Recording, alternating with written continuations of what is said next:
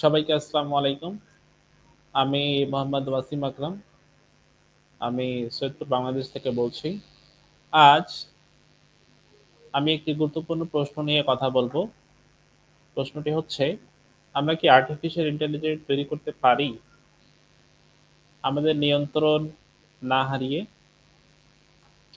এই প্রশ্নের সমাধান স্যাম হ্যারিস স্টেজ হালকা আলোয় বলেছেন, মানুষ এআই নিয়ে উত্তেজিত হলে যথেষ্ট ভয় পাচ্ছে না। তিনি বললেন, এটি এমন যেন একটা বৈশ্বিক দুর্ভিক্ষ অপেক্ষা করেছি। বিজ্ঞান কল্পনাহীন মাধ্যমে মৃত্যু যেন আমাদের কাছে বিনোদন। তিনি আরো বলেছেন, দরজা এক, এআই উন্নয়ন থেমে যায় হয়তো কোনো বিপর্যয়ের কারণে। দরজা দুই, আমরা তৈরি করি এমন মেশিন যা মানুষের চেয়েও বেশি বুদ্ধিমান। তিনি আরো বলেছেন, সার্কিট জ্বলেছে, পৃথিবী ধীরে ধীরে সরে যাচ্ছে। আসল বিপদ রোবট বিদ্রোহ না, বরং এমন মেশিন তৈরি হয় যার লক্ষ্য আমাদের চেয়েও সামান্য হলেও ভিন্ন, এবং সেখান থেকে ধ্বংস ডেকে আসতে পারে। যেমন আমরা পিঁপড়াদের ঘৃণা করি না, তবু আমরা পথের মধ্যে পড়লে তাদের মেরে ফেলি। ঠিক স্যাম হ্যারিস বলেছেন, কেন এই ভবিষ্যৎ অসম্ভব?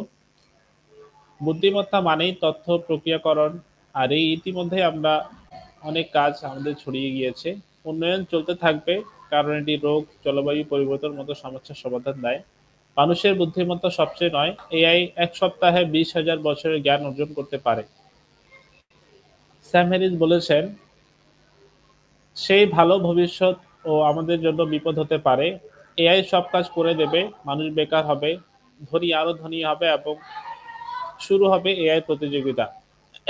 স্যাম হ্যারিস আরো বলেছেন, আমরা এখনই সচেতন না হলে খুব দেরি হয়ে যাবে, কারণ এখন এটি ঈশ্বর তৈরি করেছে, এবং আমাদের নিশ্চিত করতে হবে যেন আমাদের জননীয় সহনীয়।